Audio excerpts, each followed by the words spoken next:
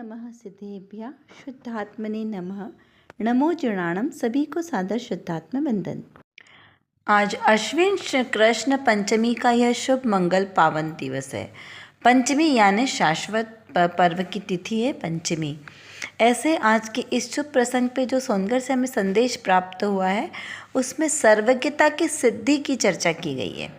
क्या बताया यहाँ पर कि पहले तो हमें निर्णय करना है कि सर्वज्ञता कुछ वस्तु है या नहीं है।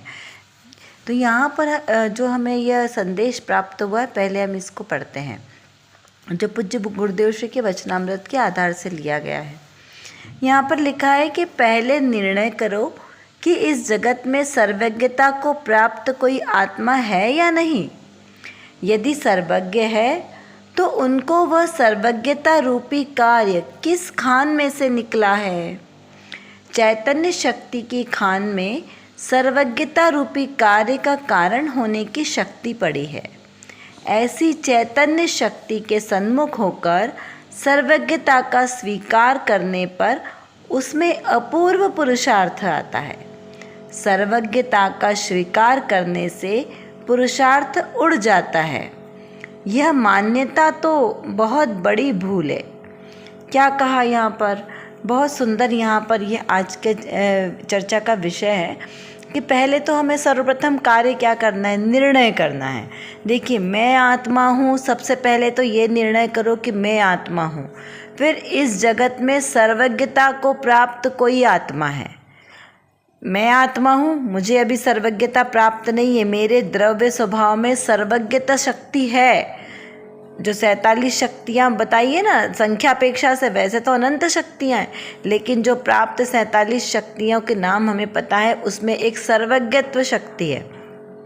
तो ऐसी प्रत्येक आत्मा में ये सारी शक्तियाँ विराजमान है, अनंत शक्तियाँ विद्यमान है।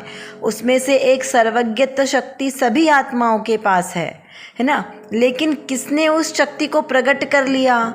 शक्ति बीज रूप में तो है। वृक्ष, जैसे बीज में वृक्ष की सिद्धि होती है ना, कि बीज है तो उससे वृक्ष की उत्पत्ति होगी। लेकिन कब? जब उसको हम भूमि में रोपित करेंगे, उसमें जल आदि से सिंचन करेंगे और वो अंकुरित होगा, फिर बड़ा होगा, तब उसमें फल लगेंगे। इस प्रकार वो वृक्ष बनेगा। तो वैसे ही ये आत्मा के द्रव्य स्वभाव में सर्वज्ञत्व शक्ति तो है शक्ति अपेक्षा से, लेकिन इसकी व्यक्ति कब होगी? तो जब हम अपनी आत्मा को पहचानेंगे, जानेंगे, उसको समीचीन संपूर्ण रूप से जानेंगे, पहचानेंगे, तब ये शक्ति परिपूर्ण रूप से विकसित होगी। तो यहाँ पर कहा कि कोई ऐसा व्यक्ति है जिसने ये शक्ति को परिपूर्ण रूप से विकसित कर लिया होगा।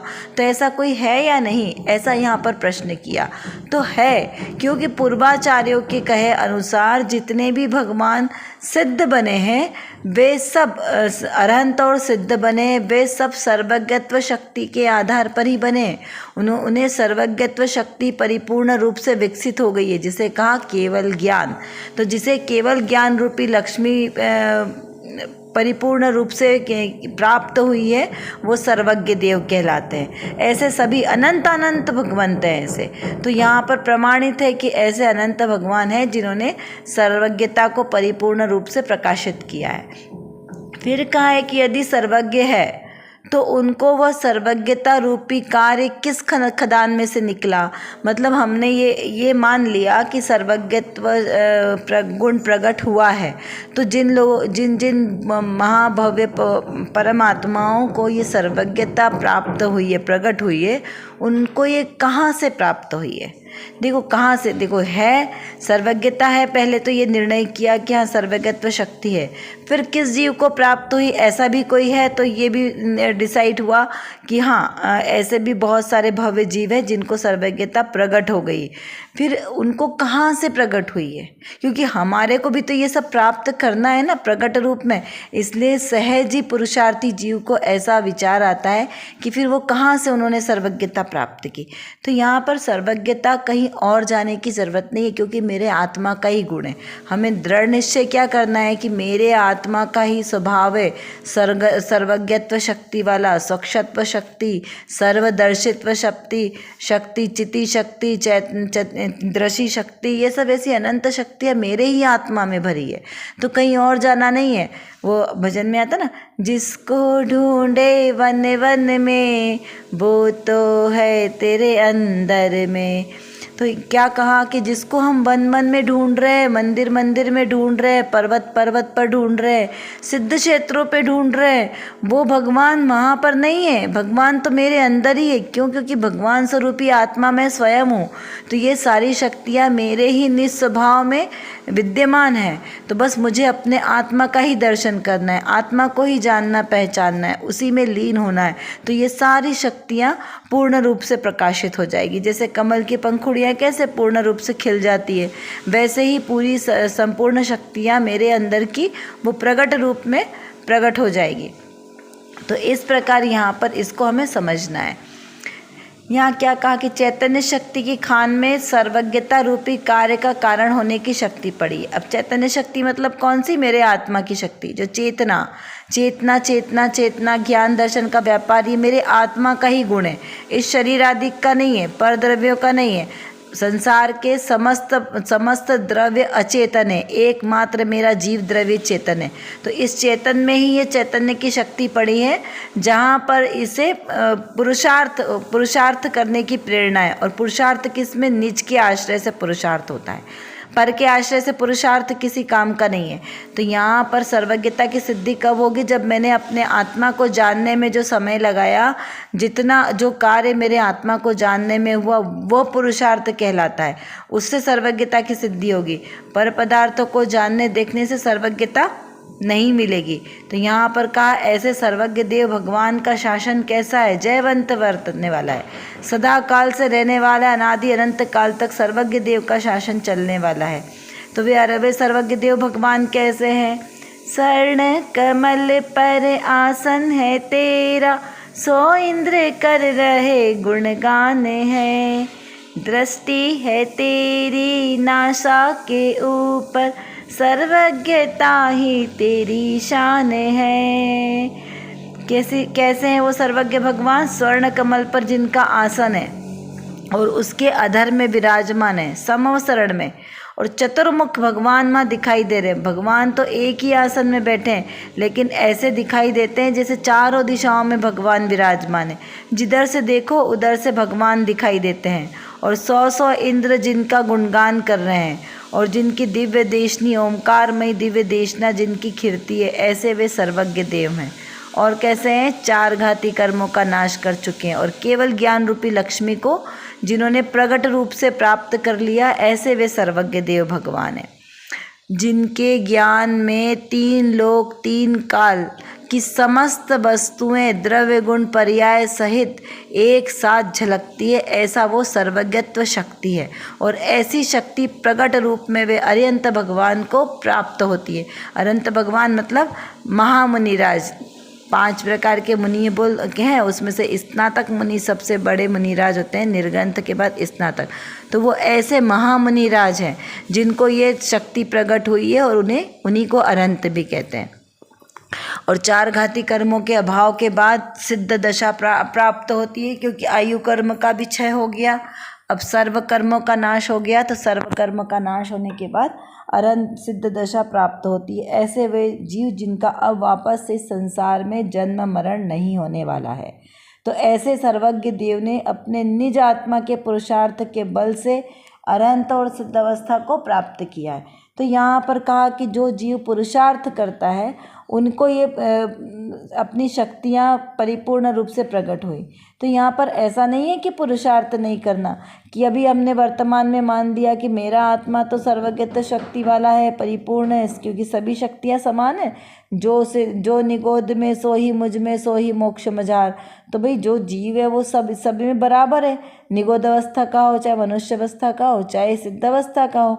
तो फिर अब मुझे क्यों पुरुषार्थ करना है?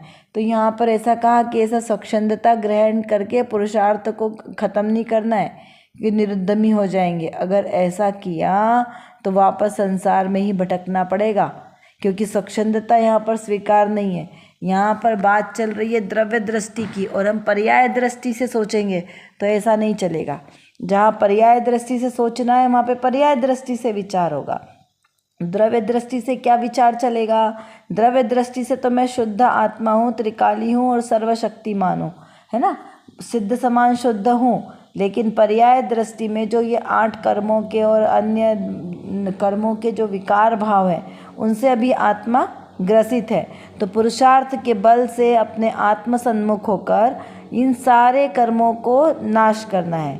तो ये जब सारे कर्मों का नाश होगा तब मेरा आत्मा शुद्ध परिपूर्ण अपने सहज स्वभाव रूप प्राप्त होगा। जैसे खदान में से जो मिट्टी निकली, तो वो मिट्टी कहाँ से निकली? खदान में से निकली है, स्वर्ण वाली मिट्टी। तो स्वर्ण की टीका सहित मिट्टी है, तो उसको शुद्ध करना पड़ेगा कि नहीं, कि वैसा ही शुद्ध उसी को सोना मान लेंगे?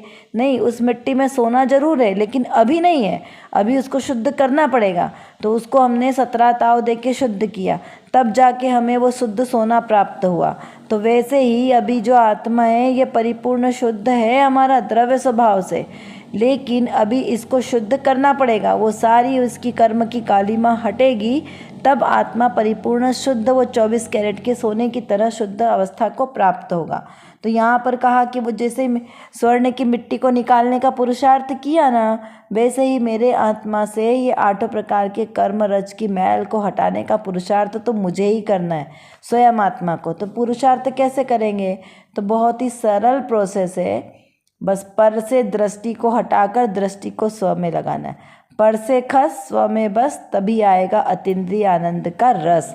यानी पर पदार्थों से एकत्व, ममत्व, कर्तत्व, भोक्तत्व, ये 4 प्रकार की मिथ्या बुद्धियों को दूर करना है और एकमात्र अपने आत्मा के साथ एकत्व रखना है। अहमिक को खलु शुद्धो, मैं एक हूँ, मैं शुद्ध हूँ।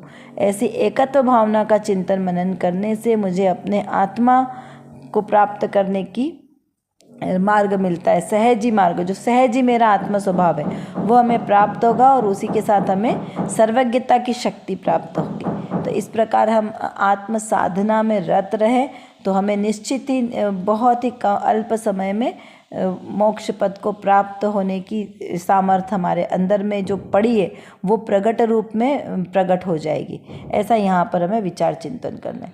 चलिए अब देखते हैं रत्न कणिका में कौन सी विशेष बात आई है। यहाँ पर श्रोता ने प्रश्न किया है, जैसे पैसे में सुख होता है तो हमें सुख लगता है, तो ये पैसे में सुख है या नहीं है, इस प्रकार से श्रोता ने प्रश्न किया है कि इसे किस प्रकार से समझना। तो उसका समाधान करते हुए पूज्य गुरुदेव श्री समय सार जी कलश के 90 नंबर के कलश के आधार से यहाँ पर बताते हैं कि पैसा सुख नहीं है, वह दुख का निमित्त है। ये मेरा है, इसकी मान्यता दुख है। जड़ स्वयं दुख नहीं है, जड़ दुख में निमित्त है। अंतर में मानता है कि मैं सुखी हूँ, अभी और मिले तो अच्छा रहेगा। बड़े गृहस्थ होते हैं, जैसे ज़्यादा कमाई होती है, एक दिन की कमाई 5-5, 10-10 लाख रुपए, पर इससे क्या धूल में क्या और अधिक पैसा धन कमाने की इच्छा होती है। इस प्रकार आह्लाद पूर्वक पूज्य गुरुदेव श्री उन जीवों पर करुणा करके कहते हैं कि कैसे जो जीव धन में सुख मानते हैं वो कैसे भूल कर रहे हैं, क्योंकि धन में सुख नहीं है, लेकिन वहाँ पर सुख की अनुभूति करना, सुख की कल्पना करना, यह सबसे ज़्यादा बड़ा दुख है। इच्छाओं को ही दुख कहा है, जहाँ पर इच्छाओं की उत्पत्ति हो उसे ही दुख कहा है। ऐसे आचार्य देव हमें बहुत करुणा कर कर बताते हैं। योगसार जी में भी बहुत अच्छी बात लिखी कि इच्छा रूपी गड्ढा कभी नहीं भरता, आशा रूपी गड्ढा वो भरता नहीं। उसे जितना भरने का प्रयास करेंगे उतना ही वो ज़्यादा गहरा हो जाता है। 3 लोग भी उसके अंदर समा जाए तो भी वो आशा रूपी गड्ढा कभी नहीं भरता। मतलब आप विचार कीजिए कि वो आशा रूपी गड्ढा यानी इच्छा रूपी गड्ढा बोलो जो अंधे कुएं के समान है, वो कितना भयानक होगा। तो वही वो गड्ढा कहाँ है? कोई मध्यलोक में कोई ऐसा स्थान है जहाँ पर ऐसा आशा रूपी गड्ढा बना हुआ है? तो नहीं, यह आशा रूपी गड्ढा कहीं और नहीं है, मेरे ही मन में है, मेरे ही अंदर, मेरे मान्यता में ही है। मेरी मान्यता में ही दुख है और मेरी ही मान्यता में सुख है। यहाँ पर उल्टी मान्यता वो दुख, और सीधी मान्यता सच्ची मान्यता सो सुख। तो यहाँ पर मान्यता में सब कुछ समाहित हो गया। तो इसलिए यहाँ पे कहा कि पैसा तो वैसे भी पर वस्तु है ना, मेरी आत्मा से भिन्न वस्तु है, तो वो सुख या दुख का निमित्त नहीं है, सुख दुख में कारण नहीं है। पैसा किसी के भी सुख दुख में कारण नहीं है। सुख दुख कब होगा? जब उसमें हम मान्यता रखेंगे। जब हमने पैसे को अच्छा माना, उससे भोग सामग्री इकट्ठा की, तो उससे हमें ऐसा लगा कि हम उससे सुखी हो गए, लेकिन हम उससे सुखी नहीं हुए। सुखी तो हम अपने पुण्य और पाप से होंगे, अपनी मान्यता से होंगे कि हमने वहाँ पे सुख की कल्पना की तो सुखी हुए। अरे बहुत सारा धन भी होगा, लेकिन फिर भी अगर हमें वहाँ पर आकुलता बनी रह रही है, तो इसका मतलब कि हम दुख है। तो दुख का मूल कारण तो वो आकुलता है। नियमसार जी में आता है कि निराकुलता सो सुखी। तो जो निराकुल है वह सुखी है, आकुलता है वहाँ पर सुख नहीं है। यदि धन बहुत कमाने के बाद और भी इच्छा चलती रही तो वो आकुलता है ना, तो वहाँ पर फिर सुख कैसा? यदि बहुत सारा पैसा धन कमाने के बाद में यदि शरीर में रोग आदि आ गए तो दुख होगा कि नहीं होगा? फिर वो पैसे का भोग करना हमें अच्छा लगेगा? वो कितना भी बड़ा महल हो हमारा, लेकिन जब अगर शरीर में रोग आदि लगेगा तो हमें कहीं पर भी अच्छा नहीं लगेगा। कोई भी असाध्य रोग हो गया, छोटा सा रोग, एक दांत में छोटा सा दर्द भी चालू हो जाए ना, तो सारा दिन भर अच्छा नहीं लगता। तो यहाँ पे कहा कि वह धन सुख का साधन नहीं है, पैसा सुख का साधन नहीं है, सुख तो मेरी मान्यता में है। ये धन वैभव जो बाहर के पर पदार्थ हैं, ये मात्र सुखाभास है। हमें इनमें सुख की कल्पना होती है, सुख नहीं है वहाँ पे। और कल्पना में कोई वस्तु प्राप्त होती है क्या? हम बोले कि हमने सपने में भोजन किया तो उससे आपका पेट भर जाएगा? नहीं भरेगा। तो यहाँ पे सपनों में आपको सुख की अनुभूति नहीं हो सकती, यहाँ पे यथार्थ में सुखी होना पड़ेगा। तो यथार्थ में सुखी कब हो सकेंगे? जब इन पर पदार्थों में सुख दुख की कल्पना मात्र को हटाएंगे, यथार्थ में जीवन जीना सीखेंगे, तब हमें सच्चा सुख प्राप्त होगा। और सच्चा सुख इन 5 इंद्रिय के विषयों में सच्चा सुख प्राप्त नहीं हो सकता। इन इंद्रियों से रहित अतीन्द्रिय सुख अतीन्द्रिय स्वभाव वाला है, तो वो अतीन्द्रिय ज्ञान चक्षु से ही जानने में आएगा। तो अतीन्द्रिय ज्ञान स्वभावी आत्मा को अतीन्द्रिय ज्ञान चक्षु से जब हम उसके साथ दर्शन करेंगे, उसका साक्षात्कार करेंगे, उसकी अनुभूति करेंगे, तब जाके हमें सच्चे सुख की प्राप्ति होगी। तो हमें क्या समझना है आज के संदेश से? कि बाहर के पर पदार्थों में रंच मात्र भी सुख नहीं है, मात्र दुख है। मैं आत्मा हूँ, इसका श्रद्धान करना है। और सर्वज्ञ देव हैं, देव की वाणी वो यथार्थ है, हमेशा सत्य ही होती है। और प्राणी मात्र के हित का उपदेश देने वाली ऐसी सर्वज्ञ देव की वाणी है, और वही मेरे लिए कल्याणभूत है। ऐसा दृढ़ श्रद्धान वही हमें इस संसार से पार कराने में सहायक है। चलिए अब कुछ प्रश्नों के माध्यम से थोड़ा सा चिंतन धारा को बढ़ाते हैं। सर्वज्ञता किसका गुण है, जड़ का या चेतन का? जीव जन्म से सर्वज्ञ होते हैं या पुरुषार्थ से सर्वज्ञ बनते हैं? जीव कैसे सर्वज्ञ बनते हैं, सर्वज्ञत्व शक्ति कैसे उनमें प्रकाशित होती है, इसका विचार चिंतन करना है। सुख और दुख क्या है ये दोनों, इसका विचार करें। सुख कहाँ है और दुख कहाँ है? सुख प्राप्ति का साधन क्या क्या है? किन किन साधनों के द्वारा हमें सुख की प्राप्ति हो सकती है? घर में बहुत सारा धन वैभव इकट्ठा कर ले, नई दुकान नई गाड़ी हो, नया बंगला बना ले, उससे सुख की प्राप्ति हो, नई नौकरी, या फिर आत्मिक शांति है ये? तो हमें स्वयं को विचार करना है कि सुख की प्राप्ति कहाँ है। जहाँ पर हमने सुख समझा है वहाँ पर सुख है भी या नहीं है? सच्चा सुख और सुखाभास दोनों में क्या अंतर है? यानी जिसे हमने सुख समझा है, क्या वो सही में सुख है भी या मात्र सुखाभास है? इसका विचार चिंतन हमें गहराई से करना है। कर विचार तो पाम, हम जितना विचार करेंगे उतना ही हमारा विषय क्लियर होगा, क्योंकि हमारे पास समय की कमी है और जानना बहुत ज़्यादा है। और किसको जानना है? अपने ही ज्ञायक स्वभाव को जानना है। तो जब तक हम अपने इस ज्ञायक स्वभाव को नहीं जानेंगे, तब तक हमारा कोई भी कार्य सिद्ध नहीं हो सकता। तो एकमात्र जो मेरे अंदर, मतलब मेरे आत्म स्वभाव में जो ज्ञान नाम का विशेष गुण है, इस गुण को एकमात्र अपने ज्ञायक स्वभाव को जानने में लगाएं, तो निर्विकल्प दशा की प्राप्ति होगी। और इस निर्विकल्प दशा के ही आश्रय से हमें शाश्वत सुख की प्राप्ति होगी। तो वो शाश्वत सुख हमें प्राप्त हो, इसीलिए पुरुषार्थ करना आवश्यक है। उसके लिए व्यवहार से तो सच्चे वीतरागी देवशास्त्र गुरु का आश्रय लेना योग्य है, और निश्चय नय से मेरी निज शुद्धात्मा का आश्रय ही लेना ही सर्वश्रेष्ठ उपाय है। अभी के लिए बस इतना ही। विशेष चर्चा हम आगे की कक्षाओं में करेंगे। तब तक हम अपने आत्मस्वरूप को जानें, पहचानें और उसी में लीन रहें। इसी विशेष मंगल भावना के साथ आप सभी को सादर